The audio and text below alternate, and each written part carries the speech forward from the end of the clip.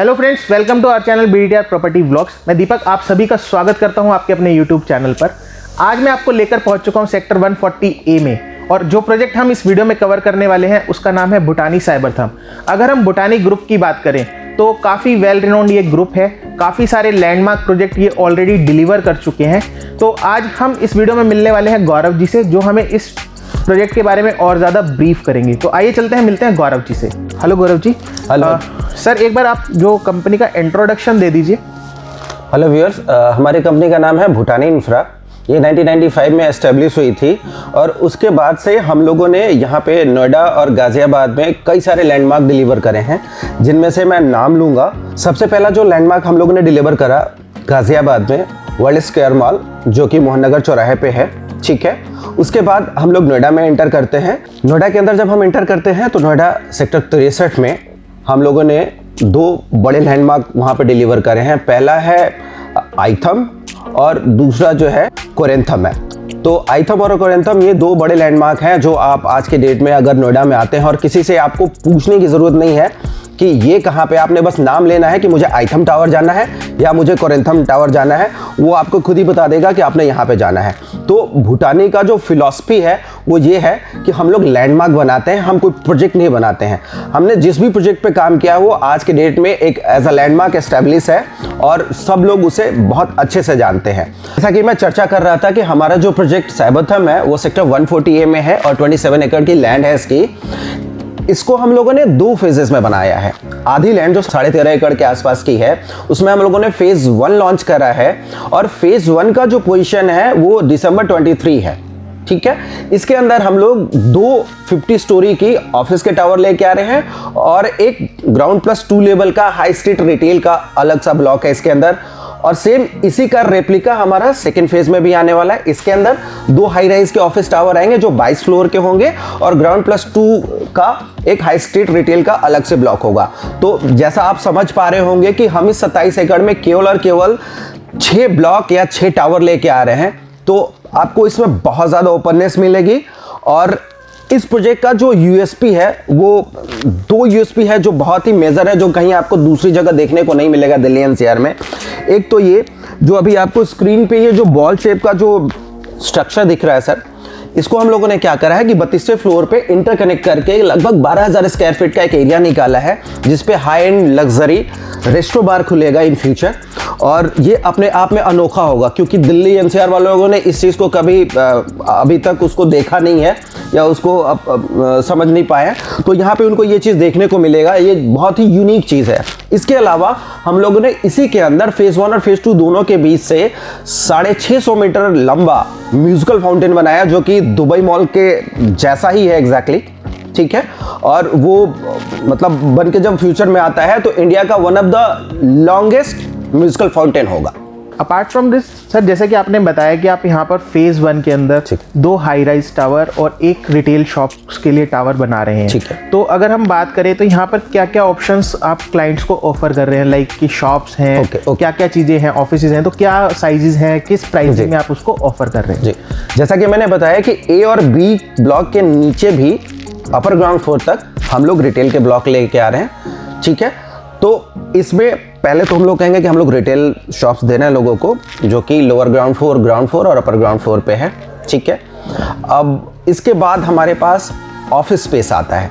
3rd floor से लेकर और 48 फ्लोर तक हम लोग ये ए और बी जो ब्लॉक है जो फेज 1 में आ रहा है, हाई राइज टावर हमारा ऑफिस का, उसमें हम लोग लोगों को ऑफिस स्पेसेस दे रहे हैं। इनफैक्ट मैं अगर बहुत पर्टिकुलर बात करूं तो जो हमारा ऊपर का जो 5 फ्लोर है, लगभग 41 से लेके 46 फ्लोर तक, उसमें हम लोगों ने पॉड्स लॉन्च करे हैं जो फुली फर्निश्ड कोवर्किंग स्पेस होता है। आज के डेट में आपने बहुत सारी कंपनियां सुनी होंगी जो लोग कोवर्किंग स्पेसेस में काम करते हैं, जैसे रीगस हो गया, वीवर्क हो गया, इस तरीके की कंपनियां जो है, सैटेलाइट हो गया, ये सब कोवर्किंग स्पेसेस में काम करती है। तो उनके लिए हम लोग ने एक्सक्लूसिव 5 फ्लोर अलग से डेडिकेट कर रखे हैं, ठीक है।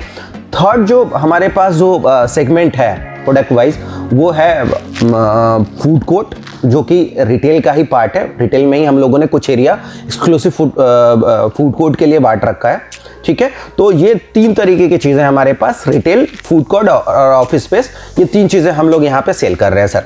ओके सर, एक बार जैसे कि आप यहाँ पे बता रहे हैं रिटेल शॉप्स आ रही हैं, ऑफिसेज आ रहे हैं, फूड कोर्ट के भी ऑप्शंस हैं, तो क्या क्या उनकी प्राइसिंग है, किस किस प्राइस रेंज से आप यहाँ पर इन्वेस्टमेंट स्टार्ट कर सकते हैं, मिनिमम इन्वेस्टमेंट कहाँ से शुरू हो रही है, क्या क्या इस पर अशोर्ड रिटर्न्स दे रहे हैं, तो उसके बारे में भी थोड़ा सा आप अपने इन्वेस्टर्स को बता दीजिए। ठीक है दीपक जी, जैसा कि मैं अभी पीछे चर्चा कर रहा था आपसे कि हमारे पास जो सबसे छोटी चीज़ है, जो सबसे माई पॉट्स की मैं बात कर रहा था, जिसमें हम लोग 67 स्क्वायर फीट का फुली फर्निश्ड ऑफिस स्पेस दे रहे हैं। लेकिन इसमें क्या है कि हम लोग ये लॉकेबल नहीं है, ये अनलॉकेबल है। इसमें हम लोग कस्टमर्स को पोस्ट पोजीशन 55 रुपये पर स्क्वायर फीट की लीज दे रहे हैं। अगर मैं 67 स्क्वायर फीट की बात करूं तो लीज जो होता है लगभग 3685 रुपये के आसपास आता है हर मंथ का पोस्ट पोजीशन। और ये फिक्स लीज है जो उनको 3+3+3 के कॉन्ट्रैक्ट पे मिलता जाएगा, और जो भी हर 3 साल के बाद जो भी वो लीज इंक्रीज होता है वो उसमें ऐड ऑन हो जाएगा। रही बात इसके बाद हम लोग अगर रिटेल की बात करते हैं, तो रिटेल जो हमारे पास अपर ग्राउंड फ्लोर पे अवेलेबल है, जो कि अनलॉकेबल वाला है, उसमें हम लोग अभी 150 रुपए की लीज दे रहे हैं जब तक कि वो लीज आउट नहीं हो जाता है। और लीज आउट होने के बाद जो एक्चुअल लीज होगा वो हम कस्टमर को ट्रांसफर करेंगे। मैं उसमें कहूंगा सबसे छोटा एरिया हमारे पास 100 स्क्वायर फीट का है, जो कि लगभग 21-22 लाख रुपए का आता है कस्टमर्स को। ठीक है, उसी तरीके से फूड कोर्ट जो है सर, वो हमारे पास लगभग 300 स्क्वायर फीट का है, और उसकी इन्वेस्टमेंट लगभग 70 लाख रुपए से स्टार्ट होती है। तो ये है। और ऑफिस सबसे छोटा जो अभी हमारे पास है, अगर मैं अनलॉकेबल की बात करूं, 668 स्क्वायर फीट का आता है, वो तकरीबन 44-45 लाख रुपए से स्टार्ट होता है हमारा। और जो लॉकेबल है वो लगभग है 724 स्क्वायर फीट का, वो भी लगभग 55 लाख रुपए के आसपास में है हमारे पास अवेलेबल। सो गौरव जी, जैसे कि मार्केट में भूटानी के बारे में बहुत सारे लोग पूछते हैं, इन्वेस्टर्स भी जानना चाहते हैं कि ये अशोर्ड रिटर्न देते हैं, और अशोर्ड रिटर्न में भी काफ़ी सारे आप ऑप्शंस क्लाइंट्स को ऑफर करते हैं, तो उसके बारे में थोड़ा सा व्यूअर्स को गाइड कर दीजिए। ठीक है, भूटानी अपने हर प्रोडक्ट पे अपने इन्वेस्टर को 12% एनुअली या 1% मंथली जो रिटर्न है वो उनको वापस करते हैं। ठीक है, इसमें ये इस तरीके से वर्क करता है। मैं अगर आपको एक एग्जांपल लूँ, मान लो अगर कोई कस्टमर हमसे 1 करोड़ की कोई रिटेल शॉप लेते हैं, ठीक है, और हम उनको जो पेमेंट प्लान है वो ऐसा देते हैं कि पहला 50% उन्हें 1 महीने में देना होता है, नेक्स्ट 25% जिस दिन हमारा मिडिल फ्लोर का कंस्ट्रक्शन होता है, और लास्ट का 25% जब हमारा टॉप फ्लोर मतलब सुपर स्ट्रक्चर बन जाता है। ये हमारा एक तरीके का पेमेंट प्लान हुआ है एग्जाम्पल के लिए।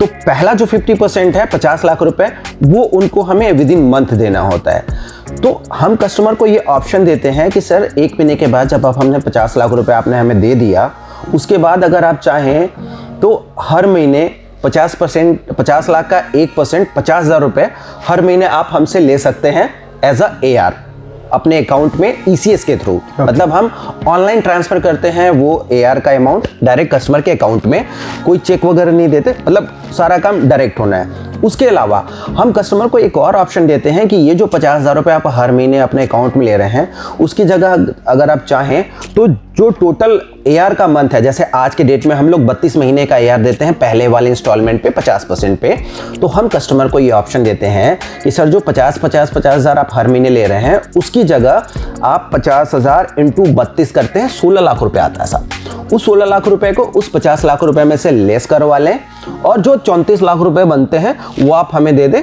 तो हम इस तरीके से भी काम कर लेते हैं कि वो जो AR का अमाउंट होता है, वन शॉट में जो उनकी इंस्टॉलमेंट जानी होती है उसमें से हम लेस कर देते हैं। दीपक जी, ठीक। सो गौरव जी, जैसा कि आपने अशोर्ड रिटर्न के बारे में तो बताया जी सर, लेकिन अगर हम मार्केट में बात करते हैं तो एक छोटी सी लोगों की क्वेश्चन रहता है कि जो भूटानी का BSP रहता है, बेसिकली जो आप लोगों की प्राइस की बात कर जो रहे हैं आपकी प्राइसिंग है, जी जी, वो स्लाइटली हायर है, जो अगल बगल में जो बिल्डर्स हैं, डेवलपर्स हैं, जो कमर्शियल डेवलप कर रहे हैं, उनसे थोड़ा सा हायर है। तो मतलब उनका मन में क्वेश्चन जाता है कि ये जो भूटानी ग्रुप है, ये थोड़ा सा हायर रेट पहले जो एप्रिसिएशन आना है उसको पहले ही एडजस्ट करके चल रहे हैं और उस पर AR दे रहे हैं, तो इसके बारे में क्या कहना चाहेंगे आप? सर पहले तो मैं ये कहना चाहूँगा कि शायद जो लोग कहते हैं वो पूरी तरीके से सही नहीं है, बट बेशक मैं इसको और अच्छे से एक्सप्लेन करता हूँ। सर देखो, भूटानी ग्रुप में जब आप कोई प्रोडक्ट लेते हैं या भूटानी ग्रुप के पास आते हैं तो आप कहीं ना कहीं उनके नाम के पीछे आते हैं। ठीक है सर, कोई भी इन्वेस्टर जब हमारे यहाँ आते हैं तो उनको ये लगता है कि हाँ चलो हम भूटानी में प्रोडक्ट ले रहे हैं तो ये जो बिल्डर है रिनाउंड है, ठीक है, पीछे के जो इनके काम है वो टाइमली बन के आए हैं। सारा प्रोडक्ट हमने पोजीशन जो दिया है वो बहुत ही टाइमली दे रखा है और क्वालिटी ऑफ कंस्ट्रक्शन जो है वो एट पार है किसी भी दूसरे आजू बाजू के बिल्डर से। जैसा आप कह रहे थे कि आजू बाजू के बिल्डर से हमारा रेट ज़्यादा है, तो ठीक है, कहीं ना कहीं उस चीज़ का अप्रिशिएशन जो है वो कस्टमर को हम देते हैं सर।